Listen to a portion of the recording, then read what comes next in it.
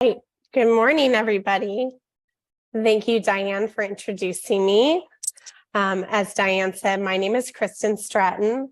I am a special education advocate. I am also a hard of hearing adult. I grew up using English, and when 2 of my 3 children were identified as deaf, we chose to learn American Sign Language, and that's the chosen language of my 2 deaf sons. One of my deaf sons is deaf with additional disabilities, so he would be considered deaf disabled or deaf plus.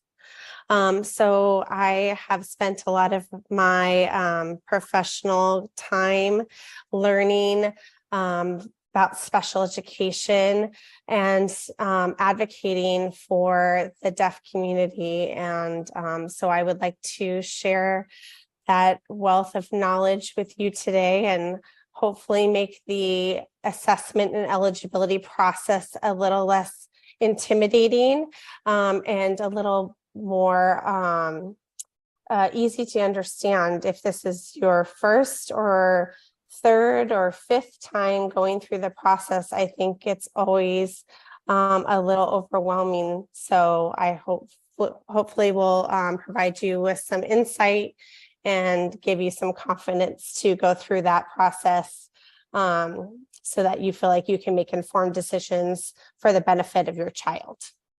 All right, go ahead, Jermaine.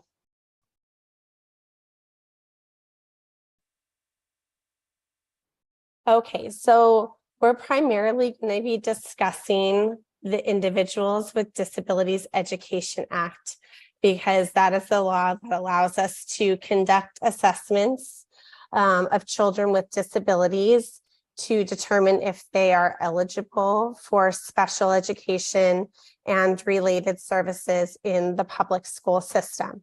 So that's very often abbreviated as IDEA. And then if we decide, yes, there is a disability and this child does need services in order to access their education in the public school setting, we develop what's called an IEP, or an individualized education plan. That's what we call it here in California. In the federal law, it's sometimes called the Individualized Education Program. It's the same thing. It's just a difference in vocabulary, but it's the same exact document. The agency responsible for developing that document is called the LEA, the Local Educational Agency. That's typically here in California, the school district. Sometimes that will be your local county office of education, but mostly it's your local school district where you live. And then what that IEP document is supposed to develop is a free and appropriate public education, or FAPE. So it's all the building blocks that we're going to put together to make sure that the child has access to what they're entitled to under that IDEA law. And that is a free and appropriate public education, and we call that a FAPE. We're going to briefly discuss the Rehabilitation Act of 1973 and an alternative to an IEP called a 504 plan. That's if a child's found not eligible for an IEP. And then we're going to talk about briefly the Americans with Disabilities Act and how all 3 laws, IDEA, the Rehabilitation Act, and the Americans with Disability Act, are all interconnected. And then the terminology that NorCal Deaf Services uses to describe deaf with additional disabilities is deaf plus.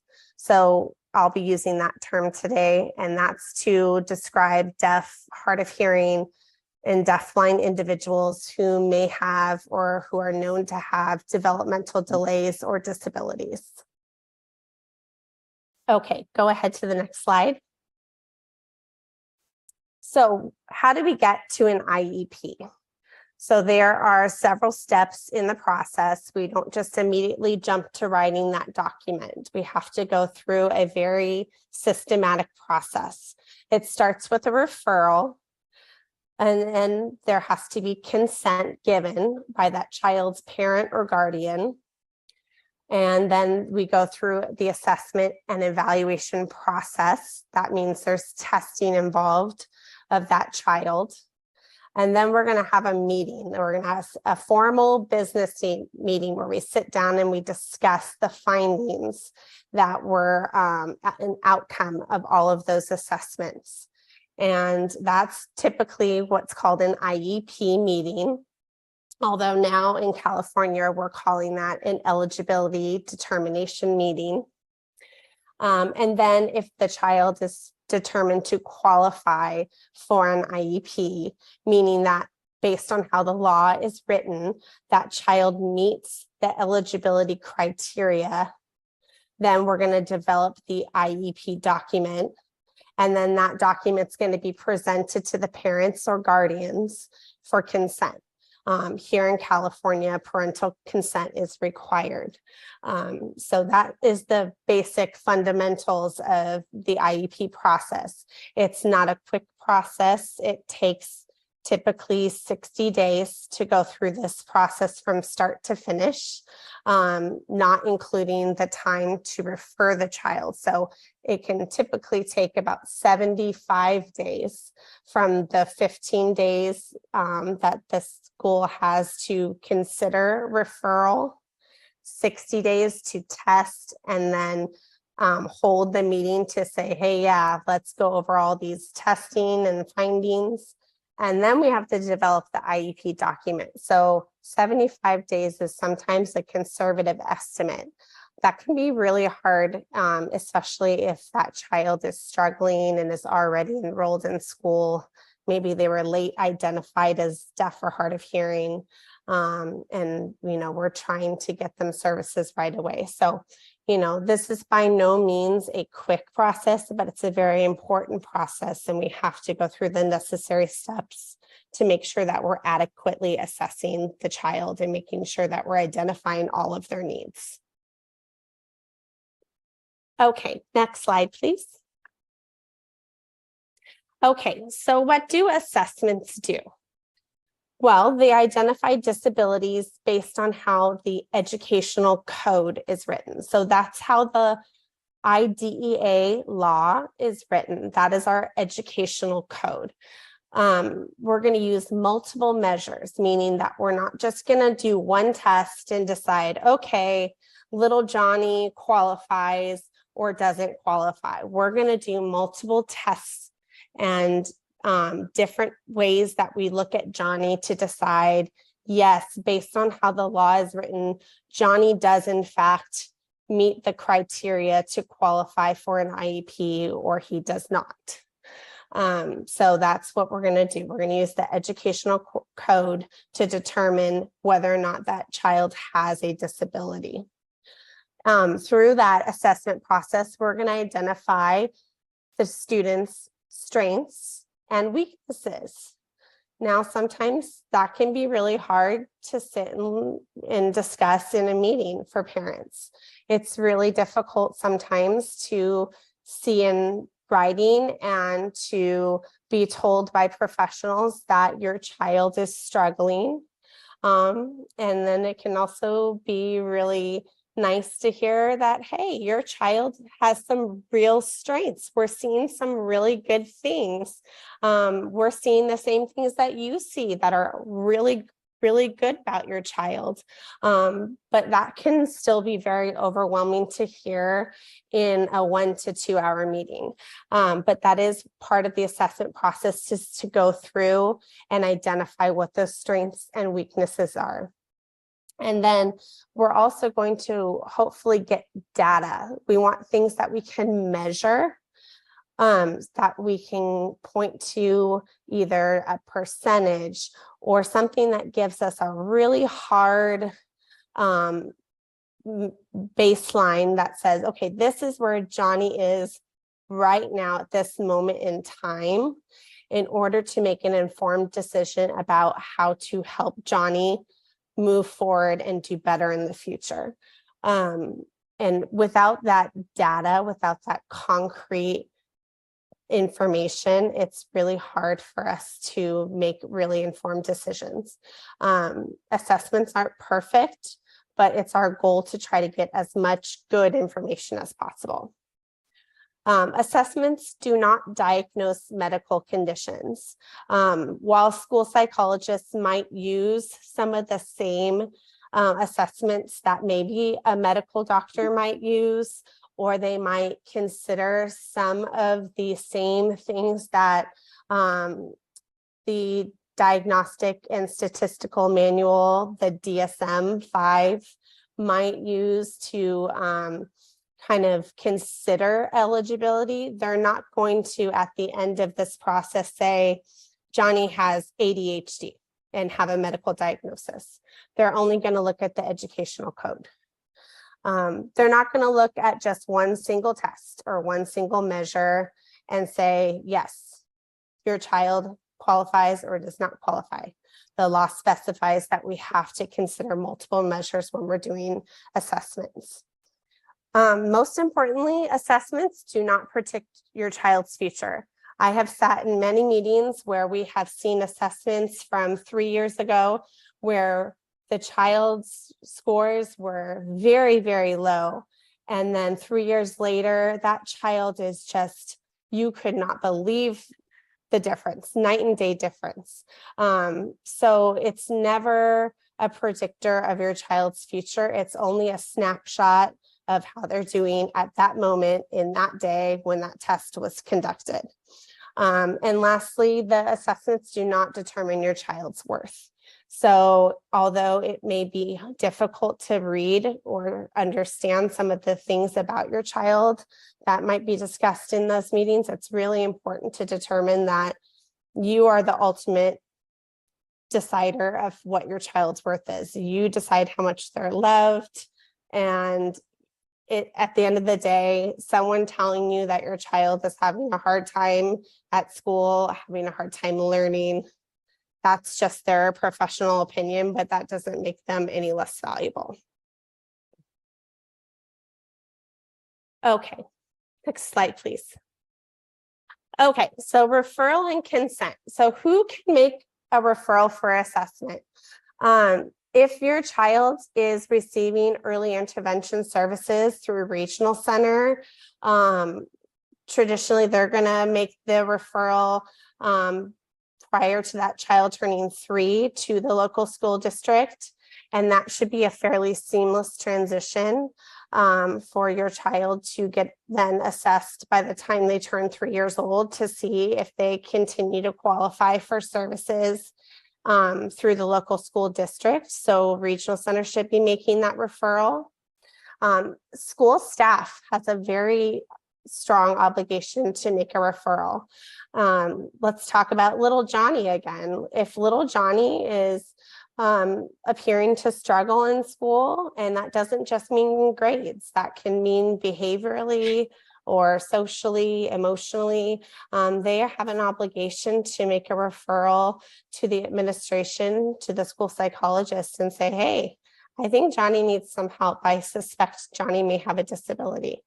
And then you as a parent or a guardian may make that referral yourself. All you have to do is suspect that something's going on with your child that might be an indicator that your child has a disability. You don't need a confirmation from the doctor. You just need to suspect it, and you can make that request. How to do that is to always make the request in writing. What I always tell my clients and the parents I support is that if it's not in writing, it didn't happen. Always put your request for assessment in writing. Once you do that, you're just going to write a simple letter or an email. Email's honestly the best way to do it because it's simple, it's fast, and it's time-stamped. And you can just send it to your teacher or your principal. And you could just say, I think Johnny has a disability, he's struggling in, X, Y, Z ways, all the things that you're concerned about. And I want an assessment plan within 15 days. And so by law in California, now this is specific to our state only. So if you're talking to your friend in Colorado, do not tell them to expect a response in 15 days because that's a different law in that state. But here in California, the school district has an obligation to provide a assessment plan to the parent or guardian within 15 days. An assessment plan is just basically to gain your written consent to go ahead and begin the evaluation process to determine if that child does in fact qualify or not for special education via the IEP. Once you sign that assessment plan, you say, okay, thank you for giving me the assessment plan. I've looked it over. I agree. I want you to do these tests on Johnny. You sign it, you return that assessment plan to the school. They have then 60 calendar days to do those tests and hold a meeting to review those assessments. Now, does the school have the right to say no? Yes. Do they do that often? No, because their obligation under the law to assess children and find and identify children with disabilities is very, very high. They have to provide what's called prior written notice and say, this is why we don't think Johnny has a disability, and they have to explain in very great detail why it is they do not think they need to assess that child. And they would get in big trouble with the state of California if they were found to be in violation of their what's called child find obligation. So school districts have an obligation under the law to identify, locate, and evaluate all children with disabilities who may be eligible for special education and related services. And all they have to do is have a suspicion of a disability. That doesn't mean the child has to have a diagnosis from a doctor. So it's a pretty low threshold that triggers that child find obligation. So it's pretty rare that a school will refuse to assess unless they've already done so and found that child ineligible in a fairly recent amount of time. So most of the time, if a parent requests assessment, you're going to get an assessment plan within 15 days. I will say sometimes what I do have parents say is, oh, I requested an assessment and the school wants to hold a SST meeting. That's a student support team meeting, and discuss my concerns first. That's fine. You can go to that meeting. However, they're still obligated to respond to your requests for assessment within 15 days. And holding that meeting or not does not change that obligation. So they still must assess that child if there's a suspected disability. Okay, next slide, please. So now this is an example of an assessment plan. Every district is going to have a different format, so yours might look incredibly different to this one.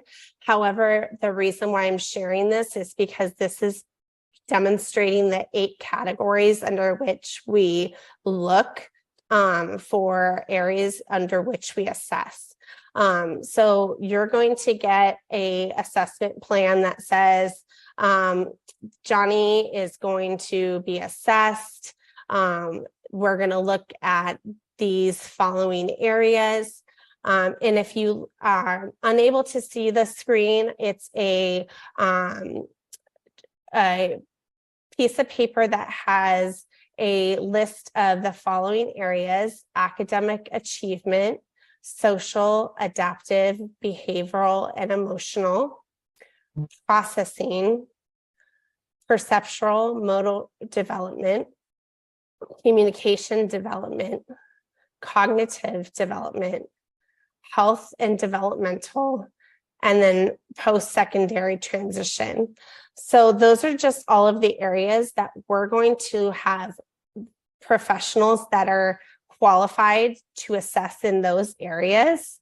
And those areas are aligned with all of the areas of suspected disability. And I'm going to talk about that later. So don't get too overwhelmed just yet. But essentially, this is what you would be asked to sign consent to. And next to each of those areas, typically you'll see a number, like a number 1, a number 2, a number 4, a number 5. And at the bottom, there will be kind of a key that defines what each of those numbers mean. And usually each of those numbers corresponds to a specific professional. For example, a number 1 would be a special education teacher or the psychologist. A number 4 might be an occupational therapist. And you might not understand what any of those professions mean. So if you are the first-time parent and you have no idea what any of these areas mean, you have no idea what any of those professions mean, whoever gives this to you, you ask them, please explain this document to me, because in order for you to sign consent to this, you have to understand it. So I would encourage you to make sure that whoever is asking you to sign anything, if you don't understand the document, ask them to explain it to you and make sure that all of your concerns are being addressed. If you have concerns that your child, if you are a parent that wants your child to use spoken language and there's no speech pathologist listed on an assessment plan, then you would say, hey, is everyone on here that ought to be on here? I don't see this person listed. So make sure you're asking those questions. Don't be afraid to ask for people to explain things to you in detail, because at the end of the day, you're signing legal documents when you sign these sorts of things. Okay, next slide, please. Okay, so what is the goal of the assessment process? We're supposed to look at what's called all areas of suspected disability. That is our obligation under IDEA, our obligation under the law. So that means that we have to look at every single area. And again, I'm going to talk about what all of those areas are. And there are 13 of them. We have 13 areas that we can consider as an IEP team. And we have to ask ourselves when we're talking about what areas we need to assess, which of them we are considering for that child. Now, sometimes we don't know all of them until we start doing assessment and things pop up and we go, oh, we should probably look in this area too. So again, it's suspected disability, but that's our obligation under the law. Now, in the assessment process, we need to identify 3 specific things. We need to identify whether a student has a disability. And again, that's using the educational code. I'm sorry, can everyone please make sure they're on mute? I'm hearing some other people and I want to make sure that anyone who's listening can have the best access. Okay, thank you so much. We want to make sure we're identifying whether a student has a disability, if there are needs related to that disability, and if there are related services required to support the student to be involved in and progress in the general curriculum. So those are the standards that we're looking at. So again, the threshold for assessment is low. We don't need doctor's notes. You only need a reasonable concern. It's not just about grades either. We have students who have very, very good grades who have IEPs. We also consider the physical, the mental, the emotional, behavioral, the adaptive, vocational skills. We're looking at the whole child. And their ability to access their educational environment. Okay, next slide, please. Okay, so who is on the assessment team? It depends on the areas of suspected disability. The law requires that persons who are knowledgeable about the person's disability conduct those assessments. So persons must be competent in the mode of communication and must have knowledge and understanding of the student's cultural and ethnic background. So in the case of a deaf child, that's very important if we're considering their language needs. If we have a child, for example, whose primary mode of communication is using spoken English, we would be looking for someone who's has training in assessing children with hearing loss, but who is proficient in administering tests in English. If that child uses American Sign Language, the most qualified person would be a credentialed school psychologist who can administer the tests in American Sign Language directly. If that's not an option, California regulations do require an interpreter be used when necessary, but it's always preferable to have the assessor, the person who's conducting the assessment, administering the test, do so in that child's native language if that is an available option. Okay, next slide, please. So this is a pretty big list. If you can't see the screen, on the screen we have a very long list of people who are potential IEP team members. This can include a credentialed school psychologist. Now in California, that's someone with a master's degree or higher who has a appropriate credential as a school psychologist. It does not have to be someone who has a doctorate degree in psychology. It would be a general education teacher if a general education program is being considered for that student. A special education teacher. Usually for school administrator, it depends on the program, but we're going to typically see a school site principal. Sometimes someone from the district office will be represented. That might be someone called a program specialist. If your child is maybe going to attend a county deaf and hard of hearing program, that person might be there to represent the county office of education. You might have an occupational therapist. If you're not familiar with that, that's a person who's going to be addressing fine motor skills. They also help with sensory needs. A speech language pathologist can address both spoken language, but also if they're at a signing program or a deaf school, that person can also help address sign language as long as they're a fluent signer. An AAC specialist, that's an augmentative and alternative communication specialist. That would be someone who helps a student who uses assistive technology or a communication device to communicate. We might see that in children with additional disabilities. For example, a child who's deaf who has cerebral palsy might have difficulty using American Sign Language in their expressive language because maybe they don't have the fine motor skills, but receptively how they understand language, they use American Sign Language, but they get frustrated and they struggle to use their hands to sign. So they might use a device, a communication device, to express themselves. So we want someone to be involved that can speak to that.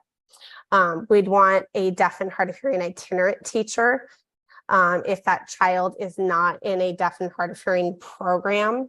If they're in what we would call a mainstream program or a traditional school that's for hearing children, then there's typically going to be called an itinerant teacher, meaning that that teacher travels from site to service all of the deaf and hard of hearing school students within that district.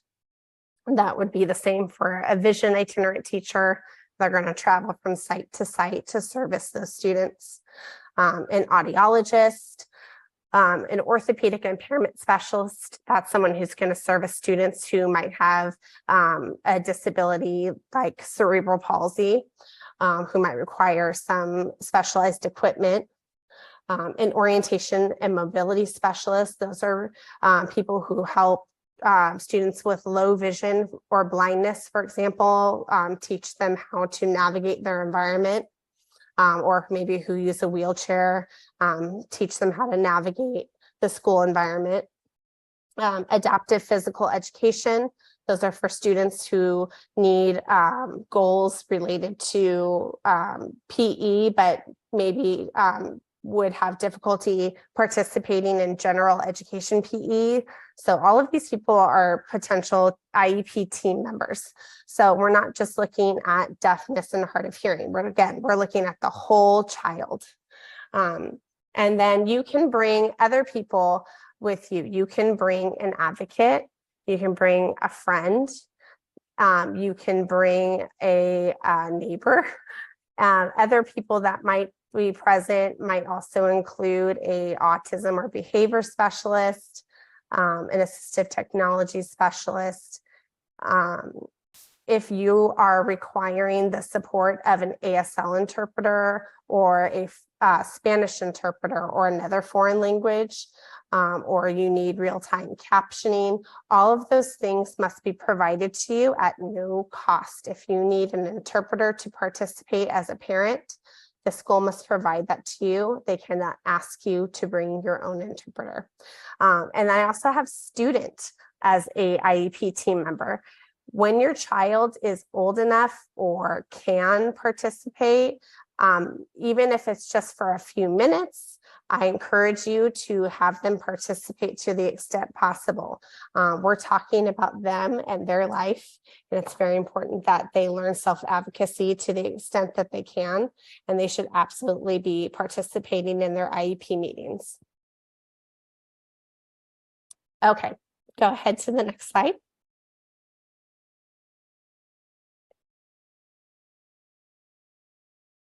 All right, so how do we assess?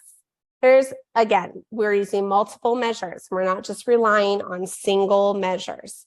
So typically we're going to start with what we call standardized assessments.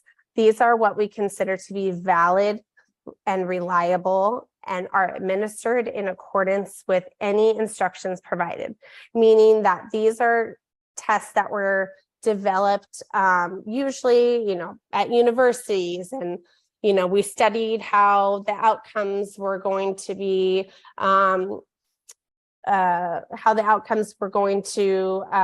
apply to populations of specific groups of people, and determined how that defined what normal was within that population.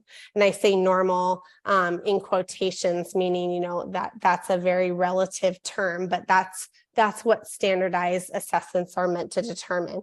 That's how we determine whether or not someone has a strength or weaknesses. We are drawing comparisons between what we expect from someone who would be considered non-disabled, and drawing comparisons to a population that is being identified as disabled. So, there are strict rules and parameters when we're administering standardized assessments. We're looking to find a quantifiable or a measurable answer. We want a percentage. We want a score. We want a number. Sometimes we're not going to get the answer that we want. Sometimes kids don't perform the way we want them to. And that's, okay. These are very unique circumstances that we're asking children to perform under.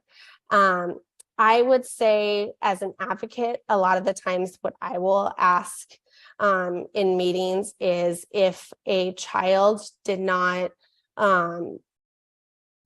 understand the instructions, or maybe was just not feeling like doing what the assessor was asking them to do that day, if that assessor then stopped asking the student to do the test in the manner that it's required to be done, and then try to elicit some information from them in a non-standardized way, just to see how much that child really does know. And even though that's not something we can maybe get a score from, I think that that's good practice, because at the end of the day, it's more important for us to know what a child can do than to just get a score. So I think that that's something to keep in mind as well. Okay, so then we also have rating scales and inventories. These are things that typically teachers will fill out, parents or guardians will fill out. Sometimes you can take them to your private therapist or your doctor. It just depends on what we're measuring. But these are things that are questionnaires or surveys or checklists. Basically, we're looking to measure things like adaptive skills. Those are, you know, daily living skills, or we're looking at behavioral health, or communication skills, sensory processing, and social and emotional. Those are things that we typically look at when we're doing rating scales or inventories. And then direct observation is really important. If a child is new to the IEP process and, you know, they're transitioning to an IEP about to turn 3, we're not going to see them in the classroom.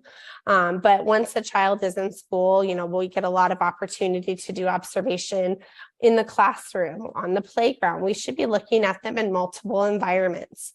What really irritates me is when I read an observation in an assessment report and all of these same observation windows are in everybody's report. They all observe the child within the same 20 minutes, and it's all Johnny eating a peanut butter sandwich during lunch and nothing happened. And I want everyone to go do observations at different times of the day, so we get a whole picture of Johnny's day and not just you know, the occupational therapist and the speech therapist and the psychologist's account of what it looks like when Johnny eats a peanut butter sandwich. So you know, we really want to get a really strong picture of what the student's day looks like. And then during testing, what it looks like can include the teacher, if a child has a one-on-one aide, that aide might be involved in the assessment process. The interpreter, if there's an ASL interpreter or a foreign language interpreter, that person should be involved in the process. It just really depends. And then a lot of times parents will ask if they can be involved. If the child is young, like if we're looking at a preschooler, yes, typically the parents will be there. But once the child's enrolled in school, you know, they're transitional kindergarten or kindergarten and up, these assessments are taking place during school hours, and except for very extenuating circumstances, the parents are not going to be there when testing is taking place. And most importantly, direct assessment in the native language is always best. That's just best practice. Sometimes that's just not feasible. Sometimes our families are living in very rural areas where we just don't have the resources to find experts who are trained and fluent in ASL. And, you know, it's like trying to find a unicorn to find these, you know, very skilled people, or maybe medically that child cannot travel to, you know, the local deaf school for assessment, or the wait list is just too long and we just can't wait that long. You know, there are reasons why sometimes we just have to do our best. But then one of the things that we definitely should do in those reports is say, okay, we did our best, but these are the reasons why all of these reports should be interpreted with caution, because of X, Y, Z reasons. We couldn't necessarily get the best information. Mm. Okay, go ahead to the next slide, please. So this is just one of many examples of things you might see on an assessment report. You do not have to be a statistician to understand your child's assessment reports. They will be explained to you. And if you feel like the psychologist or whoever is presenting their assessment report is rushing through and just rattling off scores, and you are just like, I don't know what you're saying right now, you might as well be just, speaking a fifth, sixth, seventh language because I have no idea what you're saying. Tell them to stop and break it down for you. That's their job. But this is an example of the most common ways that we interpret results. I'm not going to go through it in detail because every single score that you're going to see is very specific to the specific test that is going to get administered. And then sometimes it within that specific test, halfway through that test, the way we score switches. And so what is considered average will then switch halfway through. So it's just not even worth someone who's new to this process trying to memorize what's considered a standard score. That's all going to be in your child's report, but it's just kind of good to get familiar with this bell. It's called the bell curve. And this is just basically how we define what falls within an average range, and what's considered above average and what's considered below average. And then typically when we're trying to determine eligibility, what we're really looking at is a lot of what's below average, meaning what are the areas that we need to identify and support in order to enable that child to make progress in their educational environment. Okay. So assessment tools, they matter. It's really important when we assess a child to try to determine their appropriate eligibility category the first time we assess and with reliable data. We really want to try to avoid misidentifying a child, meaning either finding them ineligible or misidentifying them, meaning finding them eligible in the wrong category. A lot of times children who are deaf or hard of hearing, especially children who perhaps didn't have access to language for a very critical time in their early childhood, can get misidentified as having either intellectual disability or other learning disabilities that perhaps they don't have. It's really more of a manifestation of them just not having adequate access to language. So it's super important that we're considering everything with regard to the child's access to language when we're talking about deaf children. That is a critical focus. And then when it comes to actually choosing which test the psychologist or the speech pathologist or whoever is on the assessment team, but really most importantly, I would say the school psychologist, what tests they're going to choose. It's really important that they're choosing tests to the best extent possible that are appropriate for deaf and hard of hearing children. Success for Kids with Hearing Loss is a really good resource. So I would encourage you to share that website. I won't go through it today, but it's a really great list of all the kind of deaf and hard of hearing, maybe not perfect, but more friendly tests that can be used for our children. I would encourage you to share that with your school district, with anyone who's working with your children. It's a really good resource.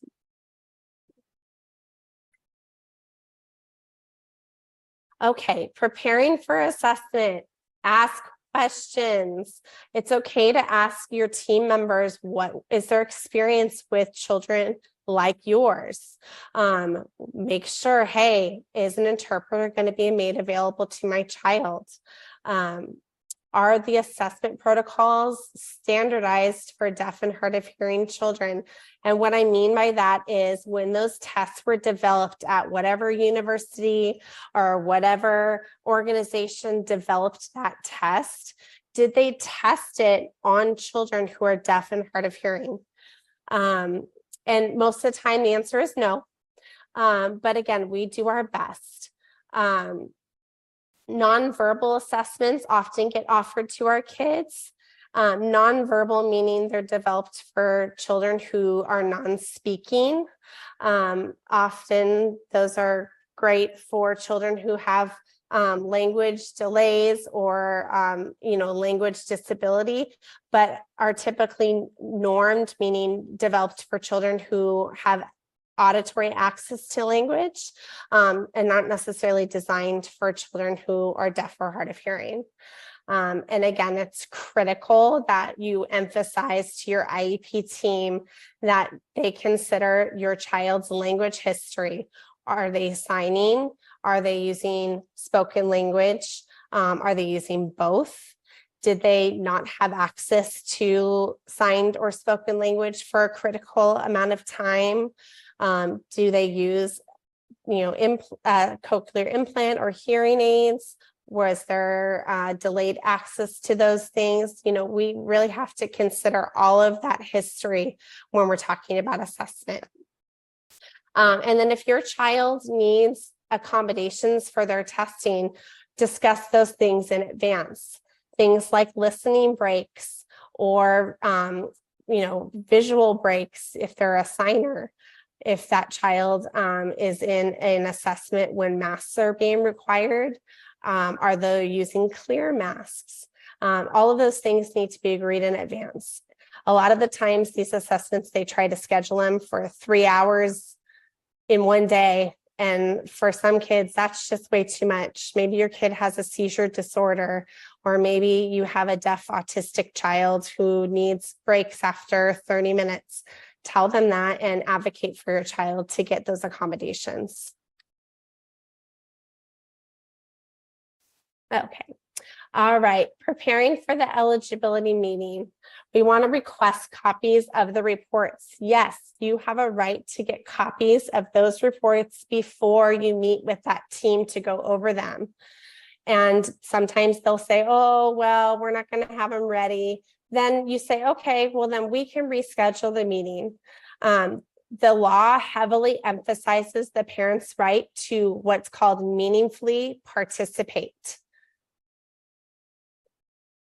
And that is super important. The law really prioritizes the parent's right to participate in IEP meetings. And when that is not done, it's a big deal. So make sure it's clear to your IEP team that you expect copies of those reports in advance. And especially if you're a parent who needs an interpreter, that's going to really help you get an opportunity to go over everything, so you're not hearing or trying to read everything for the first time in a meeting. Make sure that your interpreter will be provided, and that interpreter will be there free of charge. That is the law. If your child is participating in the meeting, they also are entitled to an interpreter.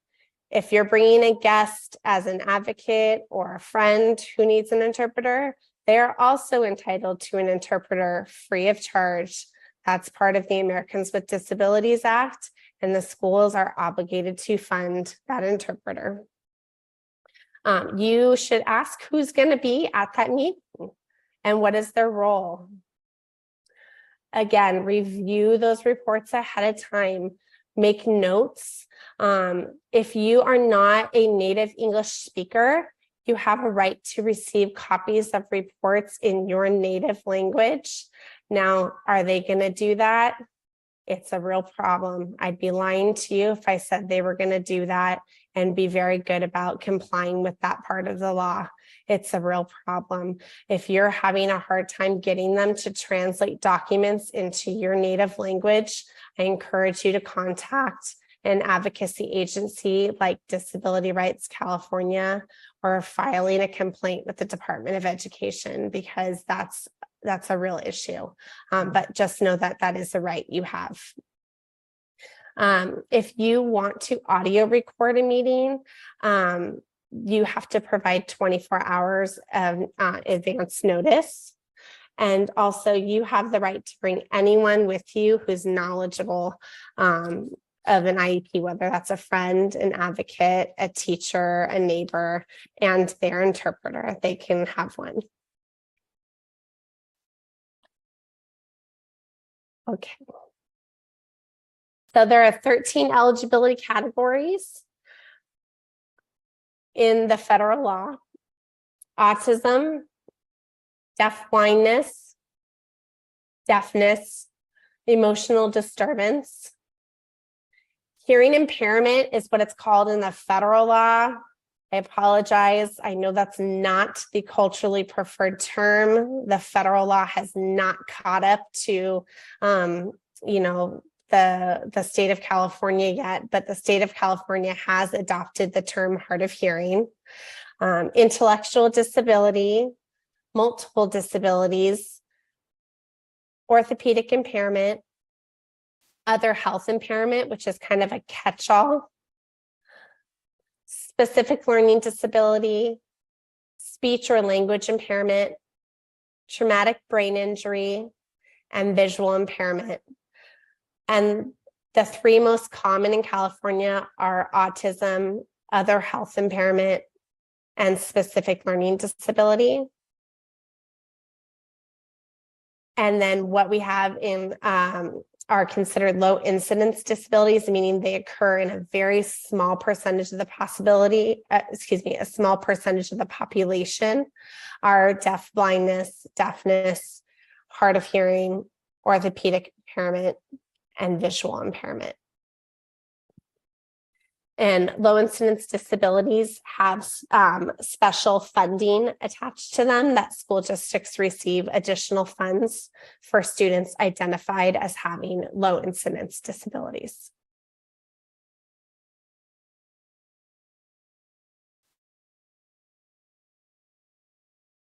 Okay, so hard of hearing. Again, unfortunately, the federal educational code still refers to this as hearing impairment. So in meetings, you might still have professionals use that term. So I just want to make you aware, but in California, they do use the term hard of hearing.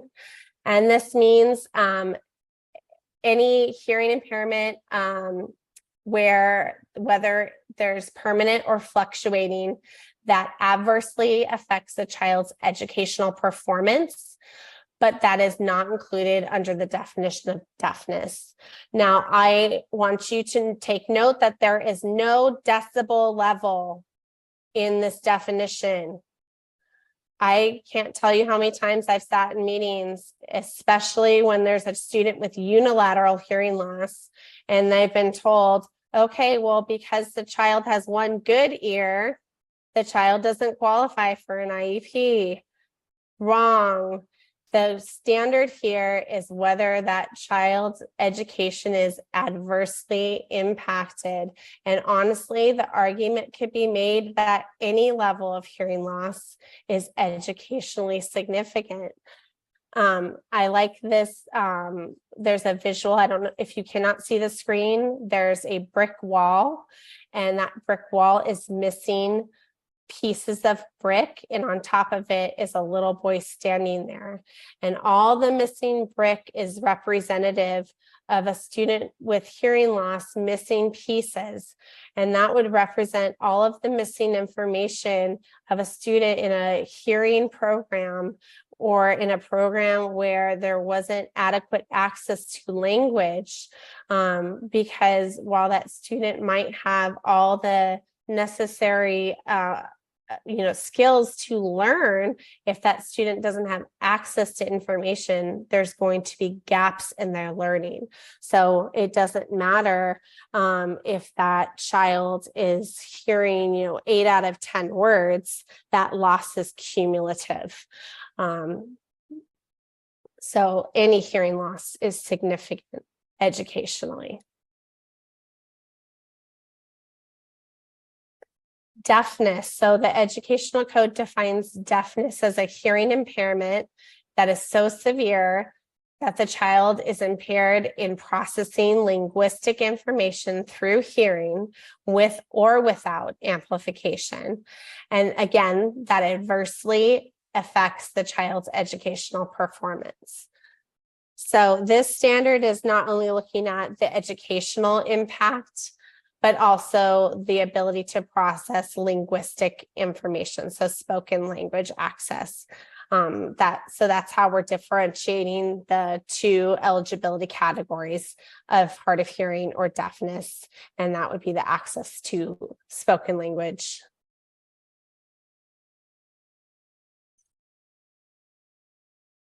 Deaf blindness. Deaf blindness means I can't say that word today.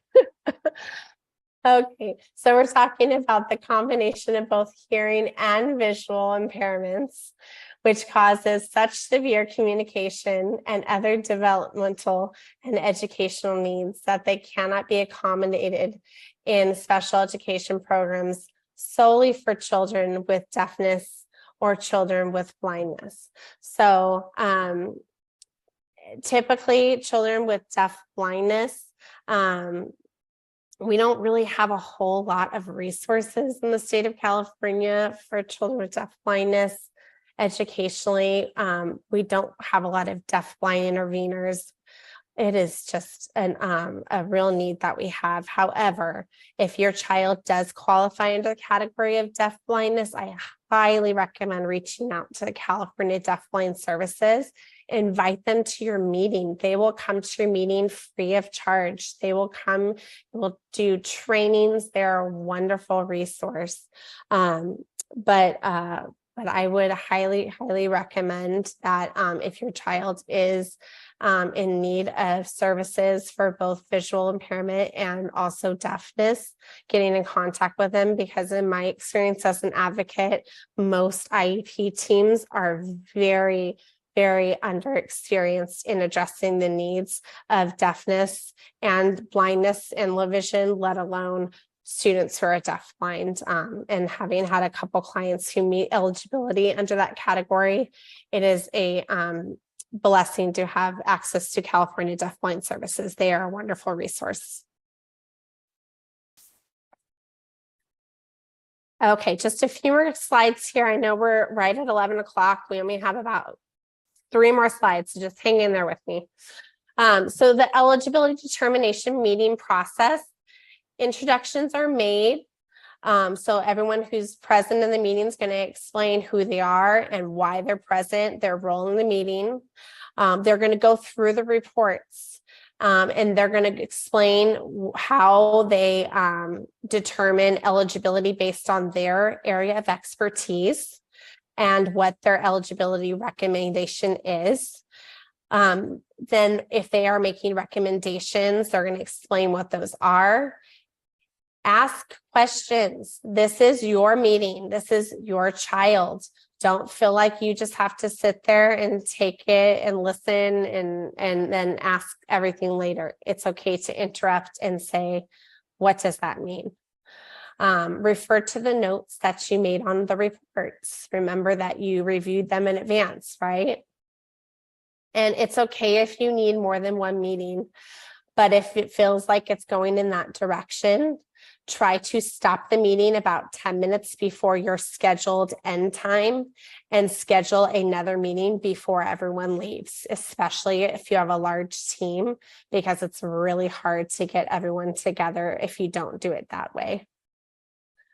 And remember that you as the parent or guardian are just as equally valuable a team member as anybody else at that table. Just because you're a parent doesn't mean you are not also an expert. You have a PhD in your child.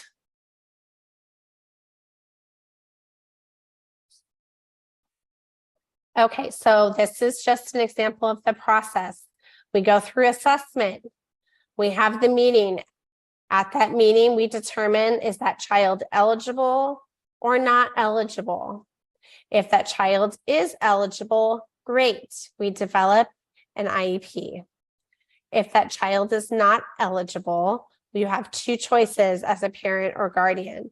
You can say, okay, I can see why you guys came to that decision, and I agree with your decision. But I still think my child needs accommodations. They need access to their environment. They need an FM system. They need an ASL interpreter, but that's all they need. This is a very rare situation where I as an advocate recommend this, but let's just say this is how the conversation goes. Then you develop a 504 plan. Let's say you as a parent say, no way, guys, Johnny definitely needs an IEP. I do not agree that he does not qualify for any of these services. I want what's called an IEE. That's called an IEE. It stands for an independent educational evaluation. That's when you formally say to the school, I don't agree with your decision. I want somebody else to repeat the assessments and tell me whether or not they were conducted correctly and if they come to the same conclusions or not. And so that's the process that I would recommend most parents go through if their child who's deaf or hard of hearing is found ineligible.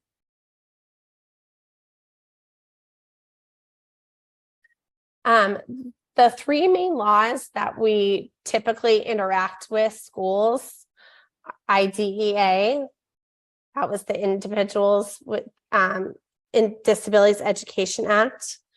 Section 504 of the Rehabilitation Act, that's the 504 plan that only provides accommodations to a student. That's it, no services.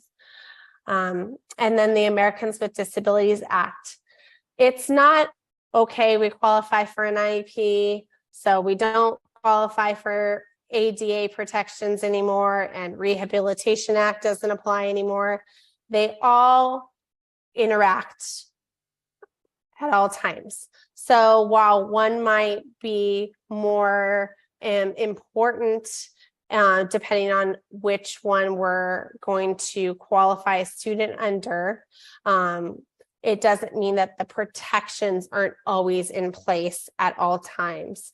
It's just a matter of if there is an issue, under which law are we going to pursue either a complaint, or are we going to try to enforce our rights? So it's not that you don't have Americans with Disability rights if you have an IEP, or that if you have a 504, you don't have ADA protections. Those laws all kind of overlap in the public school setting.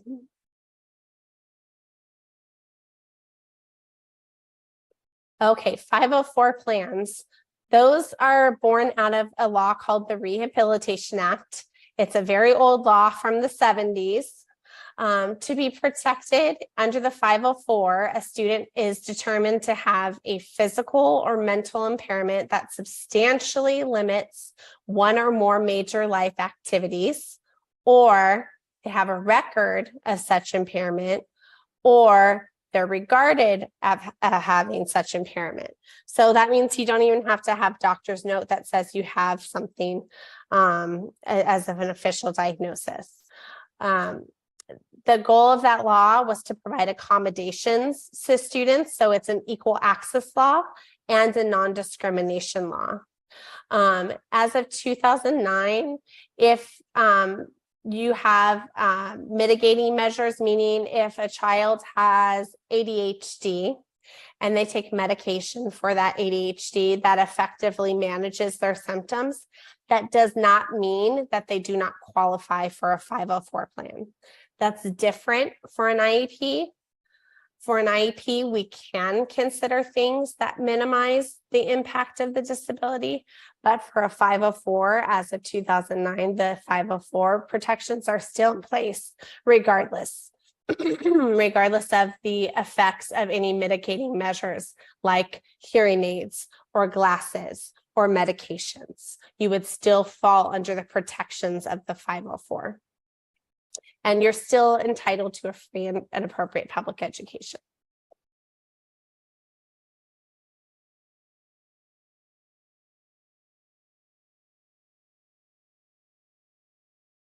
Okay, and if your deaf child is found ineligible for an IEP, again, you're going to provide a written request for an independent educational evaluation, and you're going to ask for prior written notice without unnecessary delay.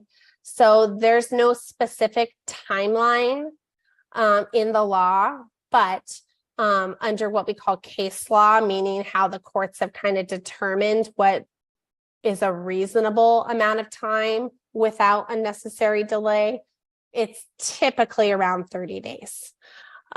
So that means that the district has to send you a letter agreeing to provide funding for the independent educational evaluations, or they have to file due process and defend their evaluation reports. What you can do is develop a 504 plan to implement accommodations, and that can include classroom supports like an ASL interpreter or an FM system, or both. Or you can pursue both things simultaneously. You don't have to choose a 504 plan and not also request an IEE. In fact, I would say you can pursue the 504 so you have something in place for your child.